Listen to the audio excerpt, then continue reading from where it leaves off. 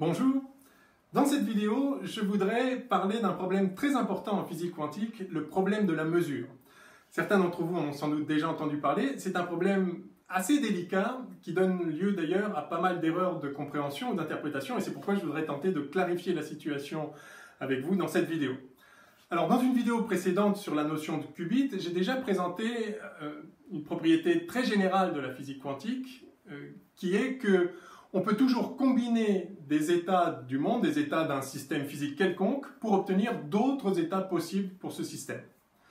C'est quelque chose de tout à fait général. Dès lors que vous avez deux états possibles pour un système, eh bien vous pouvez en fait en obtenir une infinité simplement en les combinant de manière diverse, en prenant 2 fois l'un plus 3 fois l'autre, ou bien la moitié de l'un moins 50 fois l'autre, etc.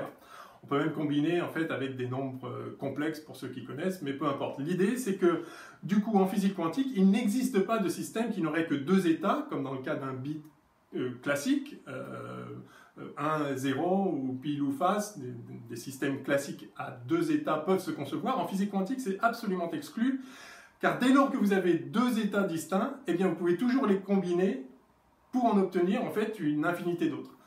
Du coup, en physique quantique, un système élémentaire, qu'on appelle qubit, n'est pas un système qui n'a que deux états, ça ne peut pas exister, c'est un système dont tous les états peuvent s'obtenir à partir de la combinaison de seulement deux états.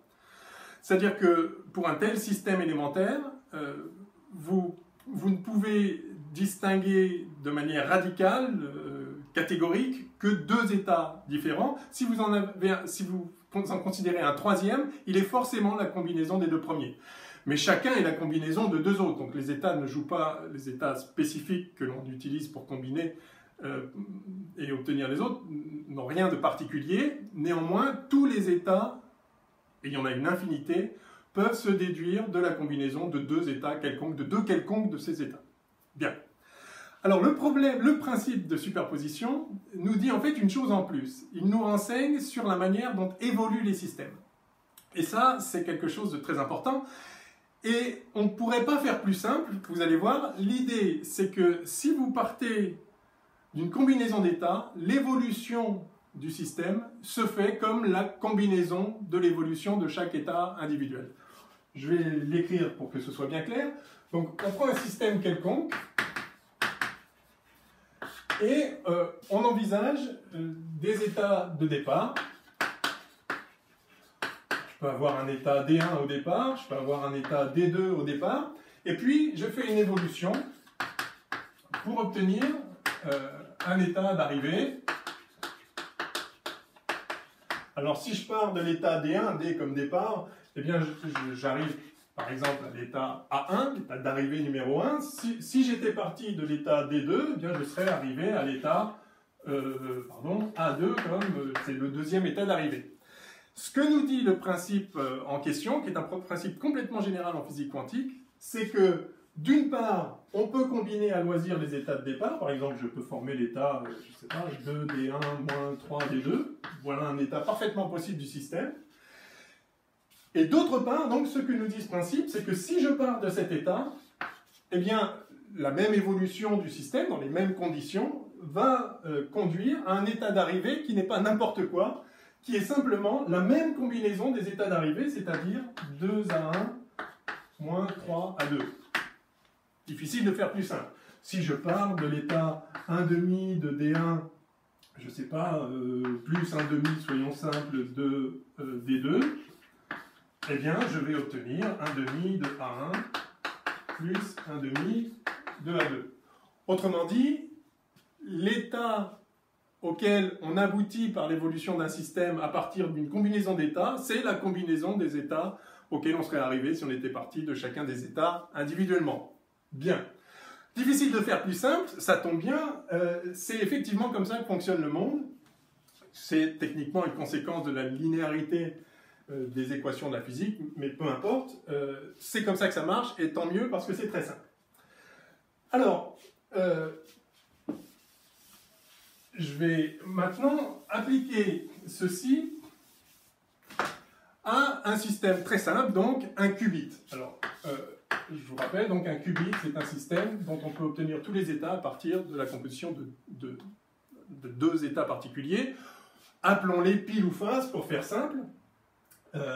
Donc, que se passe-t-il? Alors, ce problème, en fait, on l'a rencontré déjà quand j'ai mentionné comment on pouvait chercher à connaître l'état d'un système. Pour connaître l'état d'un système, eh bien, il faut le mesurer. C'est pour ça qu'on parle de problème de la mesure. C'est-à-dire qu'il faut le faire interagir avec un système qu'on appelle instrument de mesure, de fait, et on est censé lire sur l'instrument de mesure la réponse à la question posée, quel est l'état du système? Alors, ce que j'ai dit dans une vidéo précédente, que je répète ici, c'est que en réalité, il n'est pas possible en physique quantique de poser une question à un système quantique du type « dans quel état te trouves-tu » Tout ce qu'on peut faire pour un qubit, par exemple, c'est lui demander « te trouves-tu dans l'état pile ou dans l'état face ?» On peut mesurer sa pile ou facitude, si vous voulez, mais pas autre chose. Alors, si on a un tel instrument de mesure qui mesure la pile ou facitude du qubit, donc j'appelle pile et face les deux états du qubit, on peut les appeler comme on veut, voilà ce qui va se passer. Si on part de l'état pile, eh bien, à l'arrivée, le résultat de la mesure, ça va être, ça va être pile. Si on pose la question au système, es-tu dans l'état pile ou dans l'état face, et qu'il est dans l'état pile, il va répondre pile, si l'instrument de mesure est bien fait. Si on part de l'état face, eh bien, il va répondre face. Mais le problème se pose lorsqu'on part d'un état qui n'est ni l'état pile ni l'état face, mais une combinaison de ces états. Supposons par exemple qu'on soit dans l'état, au départ, un demi de pile plus un demi de face. Que se passe-t-il? Eh bien, en vertu du principe de superposition, de cette loi d'évolution complètement générale et on ne peut plus simple, eh bien, on va se retrouver dans l'état un demi pile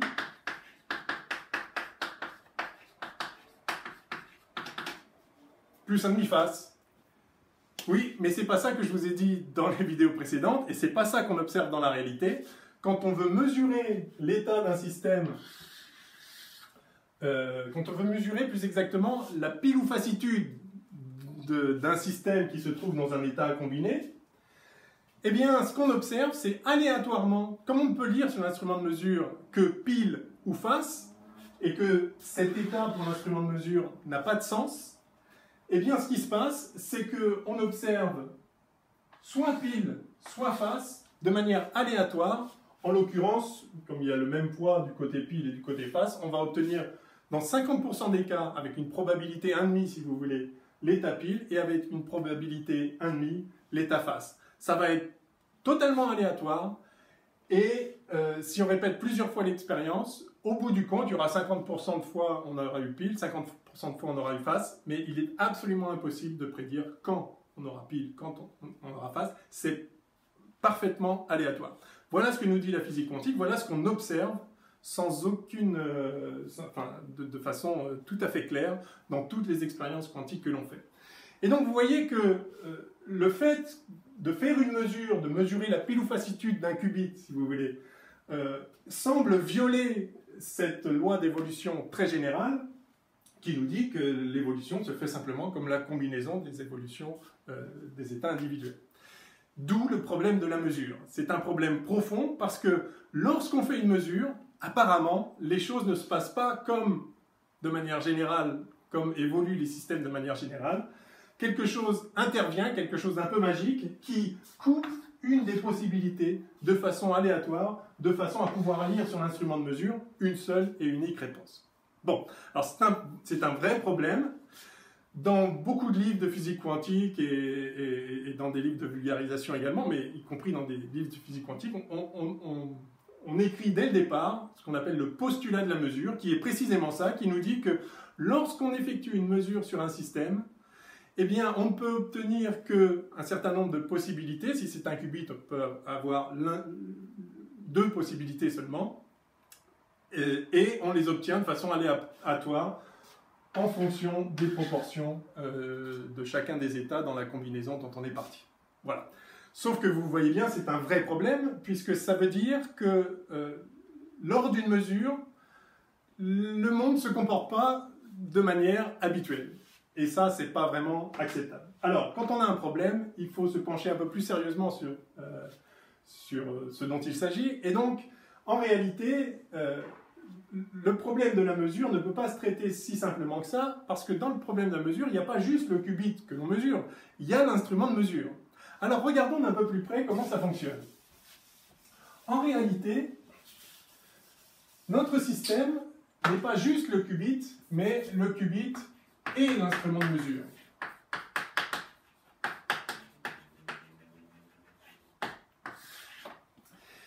Et donc, si on est un peu rigoureux, que se passe-t-il? Si on part de l'état pile, assez simple, mesurer la pile ou facitude pour un état qui est pile, ça va donner pile, bien sûr. Mais ça donne pile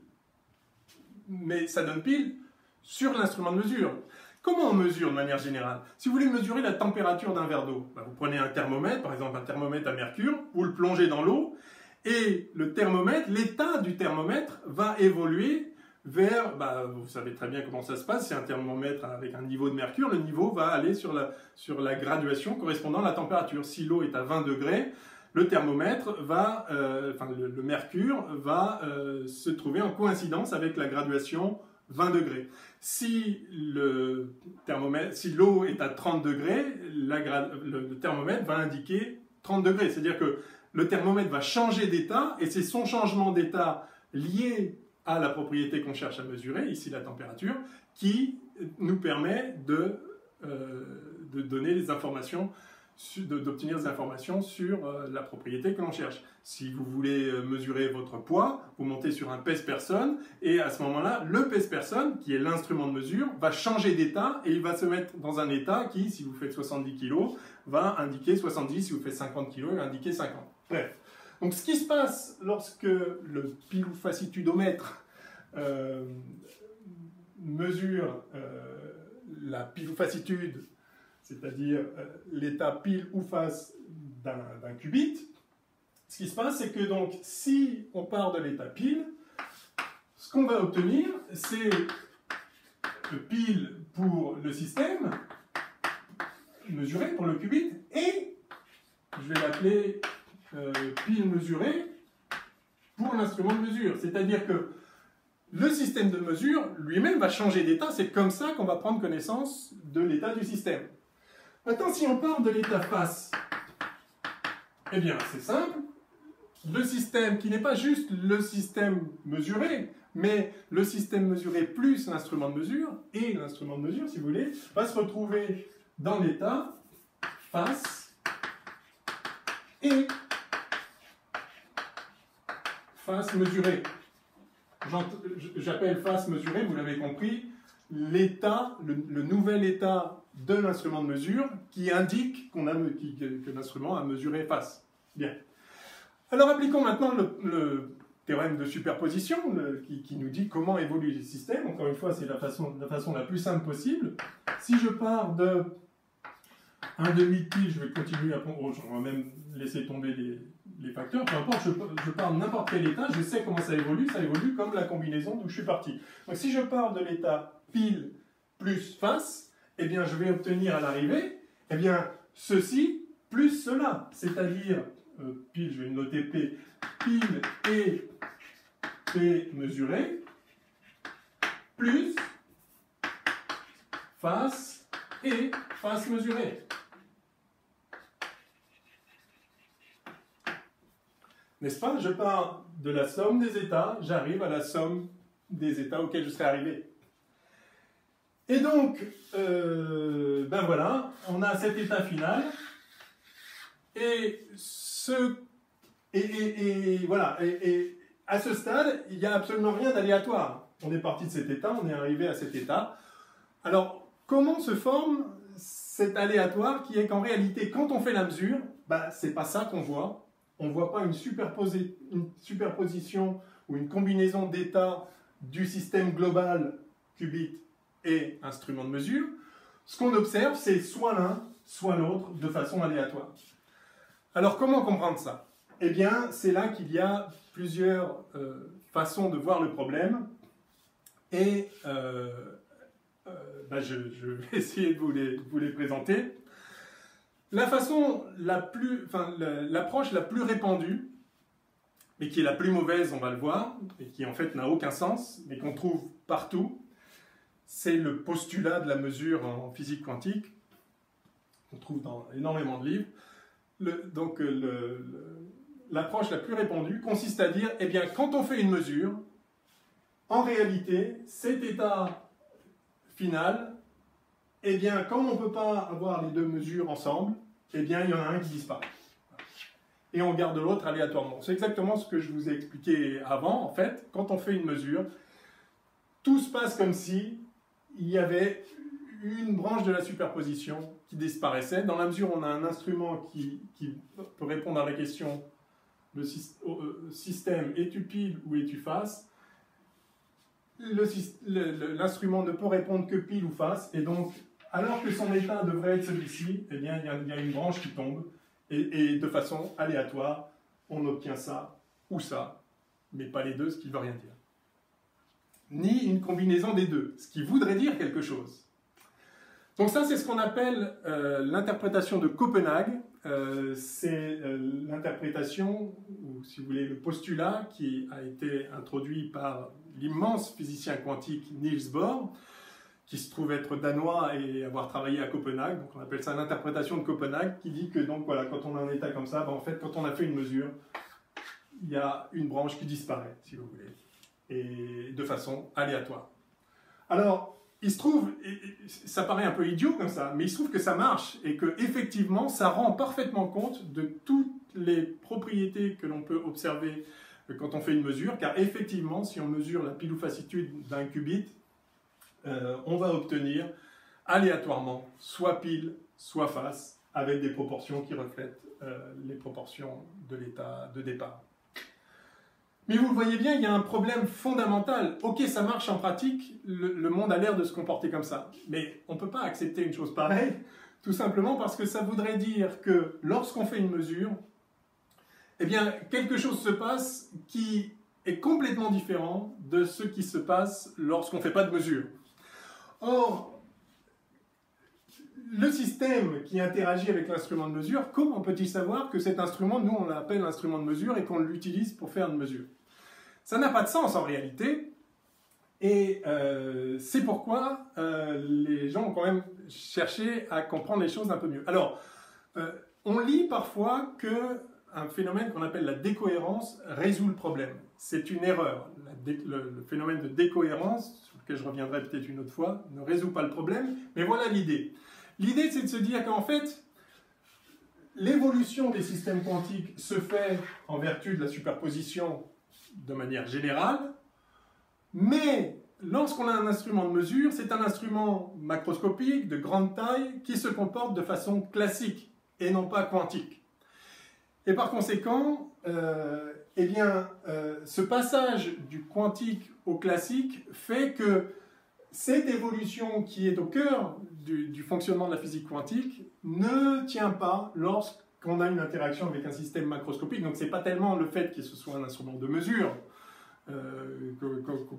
qui serve à mesurer ou faire autre chose, ce serait pareil. Dès lors qu'il est grand et qu'on peut le traiter de façon classique, alors les choses se passent de façon classique et par conséquent il ne peut pas y avoir de combinaison d'états et donc il faut bien qu'il y en ait une branche qui disparaisse et puis voilà, aléatoirement il y en a une qui disparaît. Bon, sauf qu'en réalité, donc comme je vous disais, ça ne résout pas le problème parce que certes, donc il y a la fameuse théorie de la décohérence qui nous a permis de comprendre comment passer, disons, qui permet d'éclairer le passage du fonctionnement quantique de la réalité physique au niveau fondamental à une apparence de fonctionnement classique à notre échelle. Mais cette théorie de la décohérence n'est d'aucun secours dans le problème de la mesure, tout simplement parce que on ne peut pas passer... C'est le problème de la limite. À partir de quel moment est-ce qu'on se comporte de façon classique? Alors la décohérence montre comment on passe effectivement de façon progressive, continuellement, d'un comportement purement quantique à un comportement qui reste quantique, mais qui se comporte comme classique en raison de la grande quantité de systèmes élémentaires qui interagissent, etc. Sauf que notre problème, c'est un problème, c'est tout ou rien. Soit l'évolution se fait selon le principe de superposition, en conservant pour chaque système, pour chaque état, la proportion qu'il a. Si j'avais ici 5 et là 20, ben j'aurais ici 5 et là 20. D'accord? Donc on ne peut pas passer continuellement de la situation où ça évolue en gardant les proportions à une situation où il n'y a plus qu'un seul résultat qui est sélectionné et tous les autres passent à zéro. On ne peut pas passer continuellement de tout à rien. Par conséquent, ça ne fonctionne pas. On pourrait y revenir une autre fois s'il y a lieu. Donc, l'autre, alors quoi d'autre? Eh bien, l'autre possibilité, c'est ce qu'on appelle l'interprétation multimonde, introduite par Everett, 1957. Alors, on dit interprétation multimonde, c'est un peu dangereux comme appellation, parce que ça peut prêter à confusion, mais voilà ce dont il s'agit. En réalité, lorsqu'on fait une mesure, il n'y a pas juste le système et l'instrument de mesure. Si on veut être vraiment rigoureux, il y a le système et l'instrument de mesure et nous qui observons l'instrument de mesure et l'observateur. On va dire nous.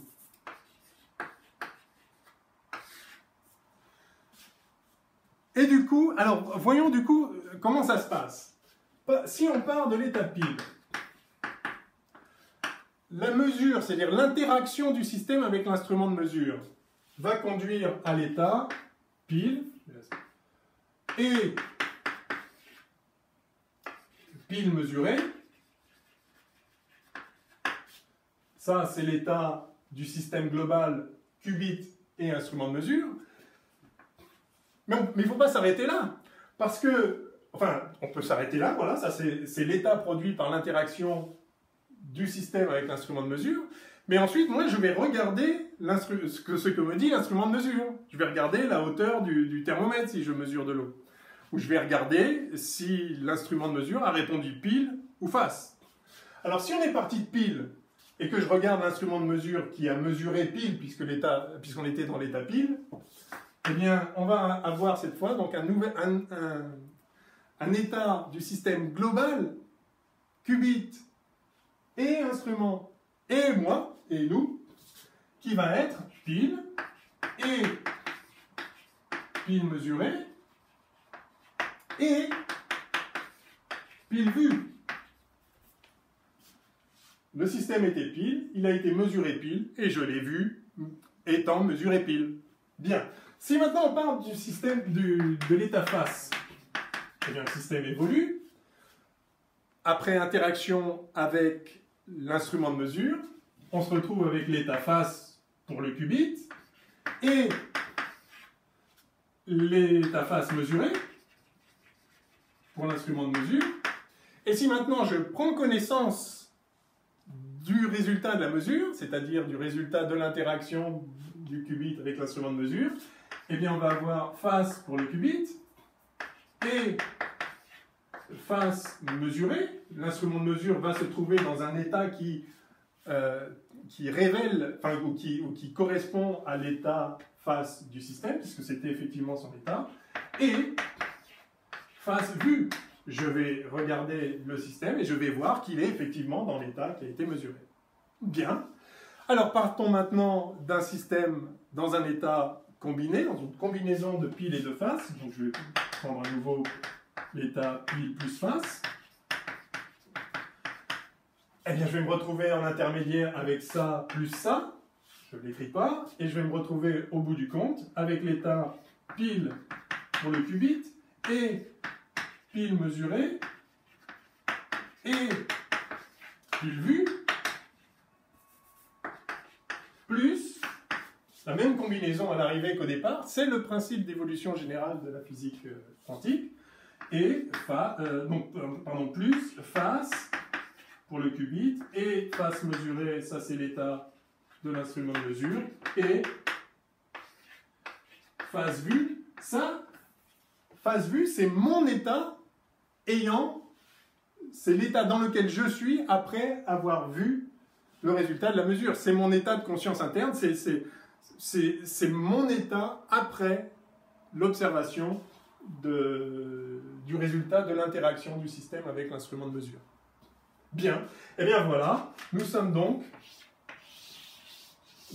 au bout du compte l'état pile et pile mesurée et pile vue, plus face et face mesurée et face vue.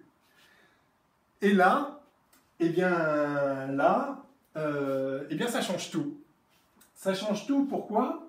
Parce que, en réalité, vous voyez que l'interprétation multimonde, qui à mon sens n'est pas une interprétation, qui est très précisément ce que nous dit la physique quantique, quand on a une superposition d'états, eh bien le système évolue de façon superposée, en gardant toujours la même superposition, on ne peut pas faire plus simple. C'est ça qu'on observe dans toutes les situations de la physique quantique, sauf quand on fait une mesure. Eh bien, cette approche consiste à dire, mais quand on fait une mesure aussi, c'est ça qui se passe, parce que le système serve à faire des mesures ou pas, ça ne doit rien changer. Et de fait, cette approche dit, ça ne change rien, le système évolue. Si on partait de pile, on aurait cet état-là. Si on partait de face, on aurait cet état-là. Et donc, si on part de pile plus face, on obtient cet état-là plus celui-là, c'est-à-dire ça. Oui, mais alors, néanmoins, quand on fait l'expérience, on voit de l'aléatoire. C'est-à-dire que, effectivement, aléatoirement, si je mesure la pilofacitude d'un qubit dans cet état-là, je vais trouver une fois sur deux piles, une fois sur deux faces, de façon totalement aléatoire. Oui. Mais ce n'est pas un problème en réalité. Car c'est bien ça que nous dit cet état. Alors, il y aura une version light et une version allongée au bout des choses, que je privilégie quant à moi. La version light consiste à dire, bon, ici, il y a quelque chose qui intervient, c'est la conscience de l'individu, en tout cas c'est sa perception, c'est l'état de l'individu. Qu'est-ce que j'ai écrit là? Oui, enfin c'est P vu, P. Ça, c'est l'état de l'individu qui a perçu pile. D'accord? Et ça, c'est l'état de l'individu qui a perçu face. Et alors là, on peut dire, oui, mais la conscience, c'est quand même un truc un peu spécial et on peut pas avoir conscience d'une chose et de son contraire. Par conséquent, la magie intervient ici et il y a une des deux possibilités qui disparaît, parce que... mais vous voyez que la différence, vous allez dire, c'est comme avant, on fait disparaître arbitrairement une possibilité. Oui, sauf qu'avant, il fallait modifier les lois de la physique. Là, il fallait modifier les lois de la physique de manière étrange lorsque nous, on considère qu'un instrument est un instrument de mesure plutôt qu'autre chose. Bon, là, on peut toujours dire, oui, mais là, c'est un peu différent. Le problème n'est pas du côté de la physique, mais du problème de la conscience. C'est-à-dire, c'est ma perception du système qui ne peut pas être une perception d'une chose et de son contraire, et par conséquent, eh bien, spontanément, par un miracle étrange de la conscience, une des possibilités disparaît de façon aléatoire. Mais c'est pas encore suffisamment encore que, bon, enfin, en tout cas, voilà, il y a des gens qui peuvent être tentés de voir les choses comme ça. Je crois qu'on peut aller plus loin encore et réaliser que cet état, et d'accepter ce que nous dit la physique quantique, qui est que cet état existe.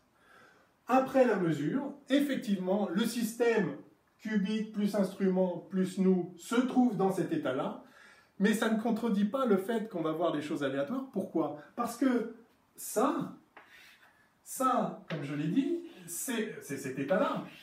Ça, c'est l'état dans lequel je suis. C'est le même état que cet état-là, d'accord? C'est donc l'état dans lequel je suis après avoir mesuré un qubit qui était effectivement dans l'état pile. Si on avait pile, voilà dans quel état je serais. Eh bien, donc, le contenu, si vous voulez, de cet état qui est mon état, le contenu de cet état de conscience particulier est le même que celui-ci. Par conséquent, le contenu de cet état de conscience est ce que je verrais si l'état avait été pile. Par conséquent, pour cet état de conscience, effectivement, le système est pile. Et donc, il est devenu pile aléatoirement. En tout cas, pardon, pour cet état de conscience, il est devenu pile. Mais pour celui-là, cet état de conscience est le même que celui-ci. Exactement le même. C'est précisément parce que on a cette combinaison, et donc on a la même combinaison. Donc cet état, c'est celui-là. En vertu du principe de superposition, précisément. Donc, cet état de conscience correspond à l'état de conscience de moi qui est vu face. Donc, c'est pour ça qu'on parle de multimonde. Tout se passe comme s'il y avait un dédoublement du monde et qu'il y avait une branche dans laquelle le système, c'est comme si le système était pile, il a été mesuré pile et il a été vu pile, donc j'ai vu pile. Et là, il y a une autre branche dans laquelle le système est face, il a été mesuré face et j'ai vu face. Donc, pour cet état de conscience, d'un seul coup, le système est devenu pile, et pour cet état de conscience, d'un seul coup, le système est devenu face. Les deux coexistent, mais ils s'ignorent, puisque cet état est le même que cet état, qui est l'état qui correspond à un système qui n'avait absolument pas de combinaison avec face, qui était purement pile. Et pareil pour ici. Donc, il y a une espèce de dédoublement du monde. Alors, c'est là où, donc on parle de multimonde, c'est là où il faut faire attention. Il n'y a pas un dédoublement magique du monde avec je ne sais pas quel monde parallèle, enfin, ou alors il faut redéfinir la notion de monde parallèle. La vérité, c'est que c'est le même monde, simplement on a une superposition d'états. Mais l'essence de cet état, qui est un état de conscience particulier qui correspond à ce qui se passe lorsque je vois, que je mesure un système pile, cet état ignore celui-là. C'est-à-dire, ces deux mondes, ces deux parties de l'état, moi, dans cet état, je suis... Alors, le problème, c'est qui suis-je? Donc, ça ne résout pas tout. Mais en tout cas, ça préserve le fait que la physique, il n'y a pas besoin d'invoquer quelque chose de magique au moment où on fait une mesure, parce qu'une mesure, c'est juste une interaction avec un certain instrument qu'on a décidé d'appeler instrument de mesure. Donc, une mesure, en vrai, c'est ça. Il y a un état, on le fait interagir avec un système qui est notre instrument de mesure, c'est-à-dire qui va évoluer dans un état qui révèle l'état de départ, et puis ensuite on le regarde. Et ben voilà, on ne peut pas faire plus simple, l'évolution d'un système combiné, c'est une combinaison d'états. Autre raison pour laquelle il faut faire attention de ne pas dire que le monde se dédouble, il y a un truc bizarre qui se produit, c'est que on a juste un seul monde, simplement l'état du système qubit plus instrument plus nous, est un état combiné. Mais c'est bien connu en physique quantique. On sait que dès lors qu'on a deux états possibles, leurs combinaisons sont possibles. Mais vous voyez qu'attention, cet état-là, c'est pas j'ai conscience à la fois de... C'est pas je suis dans un état de conscience de pile et face superposés. C'est je suis dans une superposition d'un état de conscience de purement pile et d'un état de conscience de purement face. Vous voyez la subtilité. Mon état de conscience n'est pas d'avoir vu pile et face. Mon état de conscience, mais mon état, c'est l'état de conscience d'avoir vu pile et l'état de conscience d'avoir vu face. C'est différent. Bref, bon. Je vous laisse méditer un peu sur tout ça. Effectivement, c'est vertigineux. Je voulais juste dire encore, c'est que, oui, là on pourrait se dire, ah mais le monde se subdivise. Non, encore une fois, on a un monde, et simplement l'état du système, moi plus instrument plus qubit, c'est cet état combiné, mais il n'y a pas deux mondes, il y a un monde avec cet état combiné, là, exactement comme avant. Avant, on n'avait pas deux mondes avec pile et face, on avait un monde avec le système, le qubit, dans l'état pile et face. Donc, il n'y a pas une branche de plus, si vous voulez. On était dans un état combiné, on reste dans un état combiné qui est simplement l'évolution naturelle de n'importe quel état combiné, qui est juste la combinaison des évolutions séparées. Voilà. Donc rien de mystérieux, mais le mystère intervient parce que ici, on a un état de conscience, qu'on le veuille ou non. Parce qu'on est impliqué. Bon, allez, je vous laisse donc méditer tout ça. C'est vertigineux. En effet, c'est sans doute la raison pour laquelle la plupart des physiciens préfèrent mettre ces problèmes de côté. L'autre raison, bon, enfin, il y a des bonnes raisons et des mauvaises raisons. La mauvaise raison, c'est que malheureusement, il se trouve que beaucoup de gens se moquent un peu de ce que nous apprend la physique quantique. Dès lors que ça marche, tout va bien. Et donc, l'autre raison, c'est que effectivement, ça marche de supposer que il y a une branche qui est éliminée à chaque fois qu'on fait une mesure. Parce que, de fait, on se retrouve... Enfin, cet état est le même que s'il y avait qu'un seul... que si on était parti que de l'état pur pile. Et cet état-là est le même que si on était parti de l'état pur face. Donc, si on suppose qu'en fait, bah, voilà, c'est comme si on était parti de l'état pur pile, bah, c'est pas fou en pratique. Sauf que quand même, la coexistence de ces deux états, si on arrivait à les refaire interférer plus tard, on pourrait voir la différence. Et je ne perds pas espoir qu'effectivement, on puisse de manière explicite, un jour, montrer la différence de point de vue. Au-delà du problème que l'hypothèse qu'on supprime une partie des états est incohérente avec les principes mêmes de la physique quantique. Mais comme ça marche, eh bien, grosso modo, dans la vie de tous les jours, quand on fait des calculs en physique quantique, ben, on suppose que c'est ainsi. On adopte l'interprétation de Copenhague parce que c'est pratique. Mais bon, ne perdons pas espoir, il y a des moyens, il pourrait y avoir des moyens de distinguer les deux. Et je ne vois pas comment ça ne pourrait pas à ce moment-là donner raison à cette vision-là, parce que c'est ça que nous dit la physique quantique. Donc peut-être la physique quantique est fausse par ailleurs, mais à ce moment-là, il ne faut pas l'invoquer pour dire qu'on supprime une partie. Bref. Allez, on s'arrête là. Merci d'avoir tenu jusqu'au bout. J'espère que ce n'était pas trop confus, mais c'est un problème effectivement délicat. Je vous dis à bientôt pour de prochaines aventures quantiques, et en attendant que les astres vous soient cléments. À bientôt.